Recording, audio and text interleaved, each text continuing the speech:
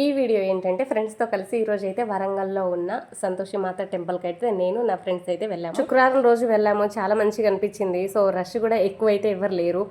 And మా friends వాళ్ళు అయితే మంచిగా పూజ చేసుకుంటున్నారు ఫస్ట్ అయితే వాళ్ళు. అండ్ ఇక్కడ వచ్చేసి మా ఫ్రెండ్ వాళ్ళ చెల్లి కూతురు తను.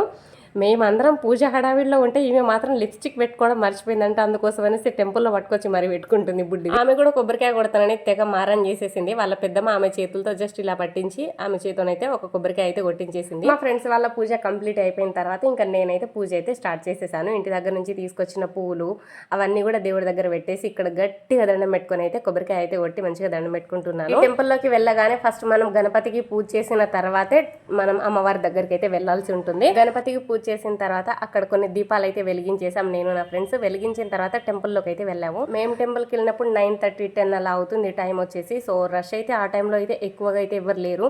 దర్శనం అయితే చాలా అంటే చాలా బాగా జరిగింది. అమ్మవారిని చూస్తూ అలా ఉండిపోవాలనిపించింది. ఎందుకంటే అసలు అమ్మవారిని చూస్తూ అలా దండం పెట్టుకుంటుంటే ఏం కోరిక కోరుకోవాలో కూడా అర్థం కాలేదు. అలా అమ్మవారిని చూస్తూ మైమరచిపోయాం కాసేపు అయితే.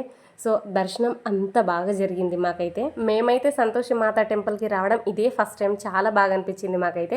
అన్ని గుళ్ళలో గంట ఉంటుంది, కానీ ఇలా మువ్వల గంట చూడడం అయితే ఇదే ఫస్ట్ టైం. నేనైతే ఆ బుడ్డిదైతే అలా మువ్వలు మోగేసరికి భలే సంతోషపడుతుంది. ఆమె ఎత్తుకొని మువ్వల గంట కొడుతూ ఉంటే మళ్ళీ దిగమంటే అసలే దిగదు. సో మొత్తానికైతే దర్శనం అయితే చాలా బాగా జరిగింది. మనసుకి మస్తు తృప్తిగా అనిపించింది. సో ఇది ఈ శుక్రవారం వీడియో అన్నమాట.